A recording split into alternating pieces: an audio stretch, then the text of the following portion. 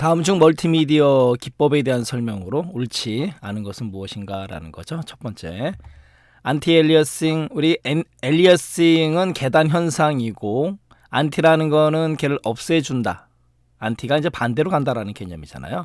그러니까 안티엘리어싱은 계단 현상을 없애주는 효과다라는 거죠. 가겠습니다. 2차원 그래픽에서 개체의 색상과 배경 색상을 혼합해서 바로 이 부분이죠. 경계면 픽셀을 표현함으로써 경계면을 부드럽게 보이도록 하는 기법이다. 계단 현상, 찌그러진 걸 갖다가 부드럽게 만드는 거. 안티엘리어싱. 1번 보기는 맞는 얘기고, 두 번째, 모델링은 컴퓨터 그래픽에서 명암, 그림자죠. 색상, 농도의 변화 등과 같은 3차원의 질감을 넣음으로써 사실감을 더하는 기법을 말한다. 보기 2번은 모델링이 아니고 렌더링이죠. 렌더링. 모델링이 아니고 렌더링에 관련된 얘기예요. 우리가 렌더링의 RENDR, 렌더가 무슨 뜻이 있어요? RENDR, 렌더. 렌더라는 거는 만들다, 그렇게 되게 하다, 이런 뜻이 있단 말이에요. 그러니까 사실감을 만들어준다, 사실감을 더한다. 요게 이 표현이 들어가면 렌더링이에요. 입체감, 사실감, 그러면 렌더링. 그런데 사실감, 입체감을 주려면 이런 애들이 필요한 거죠. 명암, 색상, 농도, 이런 걸 가지고 사실감, 입체감 있게 표현하는 게 렌더링이에요. 그러니까 정답은 2번이 되는 거고, 옳지 않은 거는 나머지 거 볼까요? 세 번째에 있는 디더링인데, 이 DITHER, 디더라는 게 무슨 뜻이 있냐면 뭘 결정을 못하고 망설이는 거예요. 머뭇머뭇거리는 겁니다. 그래서 뭐 색깔을 표현해야 되는데 표현을 못해요. 그럴 때 제한된 색을 조합해서 음영이나 색을 나타내는 것, 그래서 여러 색을 최대한 나타내는 기법, 그걸 갖다 우리가 디더링이라고 하는 거예요. 그 다음에 4번에 있는 모핑, MORPH, 모프가 무슨 뜻이 있냐면 변하다라는 뜻이 있어요. 그러니까 모핑이라는 거는 한 이미지가 다른 이미지로 서서히 변화하는 과정.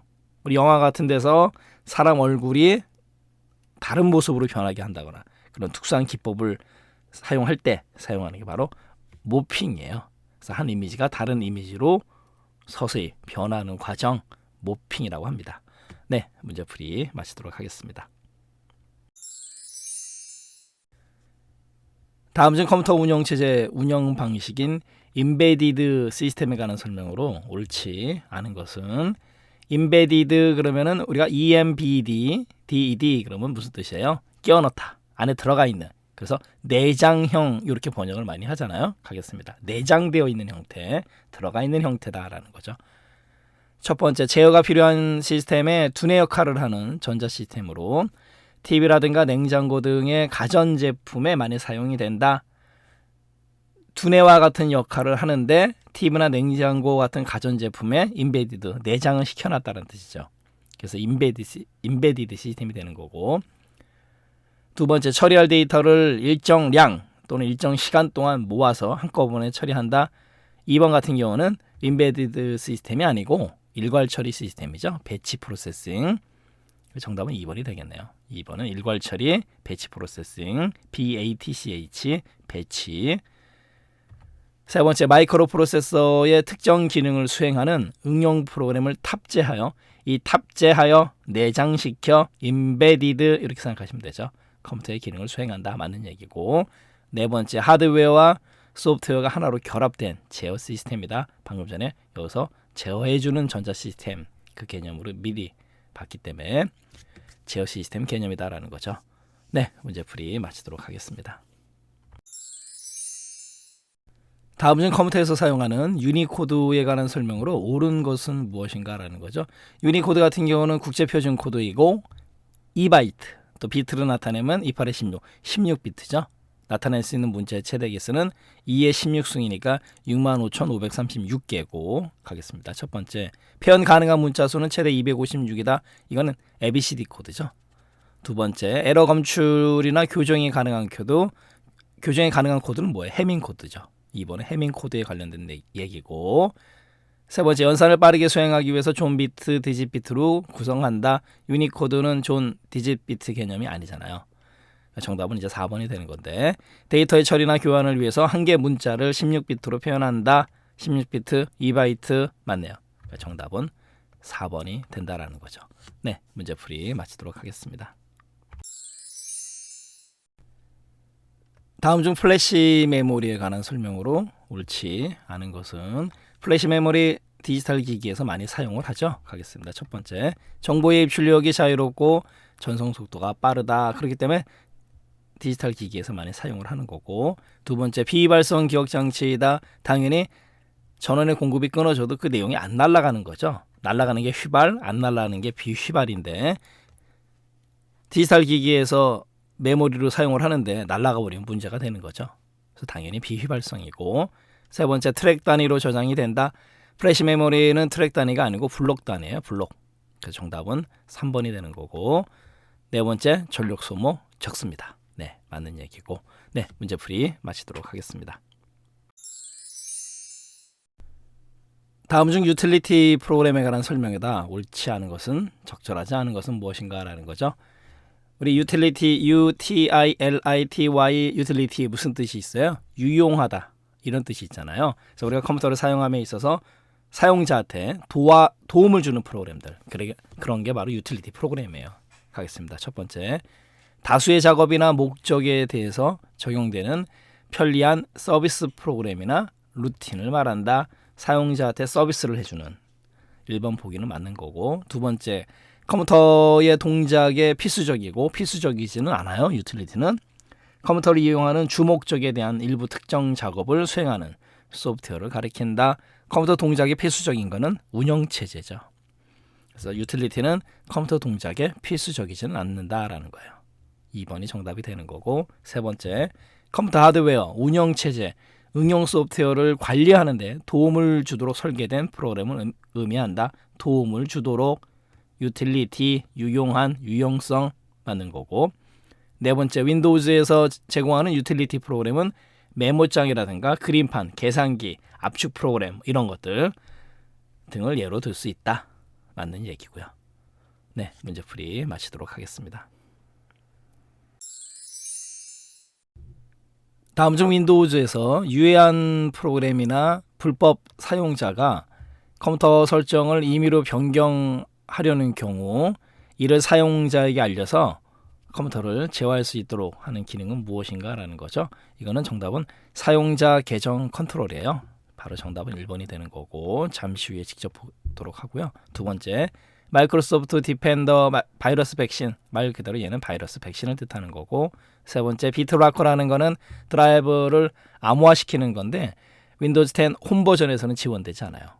암호화 개념, 시스템 복원을 원래대로 돌려주는 복원을 뜻하는 거고, 사용자 계정 컨트롤 한번 보도록 하겠습니다.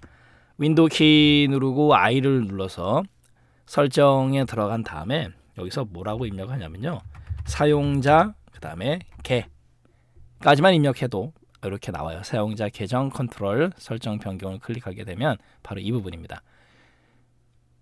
컴퓨터 변경 내용에 대한 알림 조건을 선택할 수 있다라는 거죠. 사용자 계정 컨트롤 설정에서. 그래서 여기 보면 사용자 계정 컨트롤은 유해한 프로그램이 컴퓨터를 변경하는 것을 방지하는 데 도움을 줍니다 라고 써 있잖아요. 그죠? 그래서 바로 이 부분, 다음의 경우에 항상 알려라. 앱에서 사용자 모르게 소프트웨어를 설치하거나 컴퓨터를 변경하려는 경우, 사용자가 직접 윈도우즈 설정을 변경하는 경우, 다음의 경우에 항상 알림, 이런 식으로. 얘는 이제 기본값이에요. 앱에서 사용자 모르게 컴퓨터를 변경하려는 경우에만 알려라, 기본값. 이런 식으로 선택이 가능해요. 맨 아래 같은 경우는 다음의 경우 항상 알리지 않음, 그러니까 사용자 계정 컨트롤 끄기, 그래서 권장하지 않습니다. 이렇게, 이게 바로 사용자 계정 컨트롤이에요. 네, 문제풀이 마치도록 하겠습니다. 다음 중 매크로에 관한 설명이다. 옳지 않은 것은, 첫 번째, 같은 통합 문서 내에서 시트가 다르면 동일한 매크로 이름을 기록할 수 있다. 같은 통합 문서 내에서는요, 동일한 매크로 이름을 갖다가 쓸 수가 없어요. 시트가 다르더라도. 정답은 1번이 되는 거고, 두 번째 매크로 기록 대화 상자에서 바로가기 키 지정 시 영문 대문자를 사용하게 되면 대문자 같은 경우는 시프트가 자동적으로 붙어버리죠. 시프트가 자동으로 덧붙는다. 맞는 얘기고, 세 번째 엑셀을 실행할 때마다 매크로를 사용할 수 있게 하려면 매크로 기록 대화 상자에서 매크로 저장 위치를 개인용 매크로 통합 문서를 선택하면 돼요. 맞는 얘기고, 네 번째 통합 문서를 열 때 어떤 상황에서 어떤 매크로를 실행할지 매크로 보안 설정을 변경해서 제어할 수 있다. 매크로 보안 설정 변경 맞는 얘기고, 이래서 같은 통합 문서 내에서 시트가 다르더라도 동일한 매크로 이름을 쓸 수가 없다. 조심하셔야 되겠죠. 네, 문제풀이 마치도록 하겠습니다. 아래 워크시트와 같이 짝수행에만 배경색과 글꼴 스타일을 굵게 설정하는 조건부 서식을 지정하고자 한다. 다음 중 이를 위해 아래 세 서식 규칙 대화 상자에 입력할 수 있는 식으로 옳은 것을 골라라 라는 거죠. 수식을 사용해서 서식을 지정할 셀 결정해서 바로 이제 여기에 입력할 수식으로 올바른 것을 골라라 라는 거죠. 지금 이행만 셀 서식 배경색과 글꼴이 이렇게 진하게 돼 있어요. 이행만. 결론적으로 짝수행만 했으니까 2, 4, 6, 8, 10, 80은 없으니까 2, 4, 6. 그러면 짝수행인 거를 어떻게 나타내야지만 된다라는 거죠. 뭐예요, 그러면은? 우리가 이제 행번호를 구하는 함수는 ROW, 로잖아요. 그러면은 지금 3번, 4번 같은 경우 컬럼이잖아요. 컬럼은 열 번호이기 때문에 3번, 4번은 자동 탈락. 그죠? 짝수행이라고 했으니까. 그러면 1번, 2번 둘 중에 하나가 정답이잖아요. ROW라는 함수는 가로 열고 가로 닫고 행 번호를 구해주는 함수고, 그러면 여기 같은 경우는 1, 2, 3, 4, 5, 6이잖아요. 그런데 그걸 갖다가 MOD, 나머지를 구하는 함수를 쓴 거죠. 2로 나눴을 때 짝수의 행은 2로 나눴을 때 뭐가 되는 거예요? 나머지가 0이 돼야 되잖아요. 그러니까 는 MOD, ROW, 가로 열고 가로 닫고 콤마 2는 0이 돼야 된다는 거죠. 이렇게 되면 짝수행 됐네요. 1번 같은 경우는 뭐예요? 홀수행이 된다. 그것도 같이 알고 가시고요.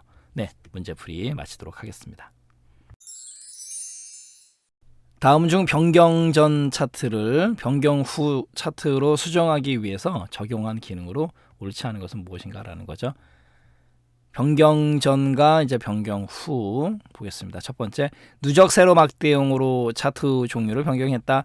누적 세로 막대형, 지금 이 형태가 누적 형태로 되어 있지 않습니까? 그렇기 때문에 누적 세로 막대형 차트고, 누적 형태의 세로 막대형 차트 종류 변경한 거 맞고, 보기 1번은.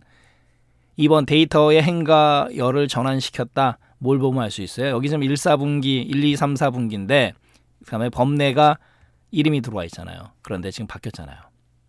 바로 이 부분. 그렇기 때문에 행열 전환이 된 거고, 세 번째, 세로 축 보조 눈금을 추가했다. 지금 여기 보면 여기에는 없는 바로 이렇게 보조 눈금이 아니고 눈금 선이잖아요. 그렇기 때문에 3번 같은 경우는 좀 조심하셔야 될 게 세로 축 보조 눈금이 아니고 눈금 선이 추가가 된 거예요. 선. 그래서 정답은 3번이 되는 겁니다. 이거 조심하셔야 돼요. 보조 눈금이 아니고 얘네들은 눈금 선이에요. 네 번째, 범례 위치를 위쪽으로 변경했다. 범례 위치를 지금 오른쪽에 있었는데 위쪽으로 갔잖아요. 행렬 전환시키면서. 이래서 정답은 3번이 된다라는 거죠. 눈금이 아니고 눈금 선이다라는 거. 네, 문제풀이 마치도록 하겠습니다. 다음 중 아래 시트의 A1에서 CF8 영역에 고급 필터 기능을 이용해서 판매 수량이 전체 판매 수량의 평균 이상인 데이터를 추출하기 위한 조건으로 옳은 것을 골라라 라는 거죠. 고급 필터에서 조건 수식을 줄 때는 철칙이 하나 있죠. 첫 번째로 같은 필드명을 쓰면 안 된다라는 거죠.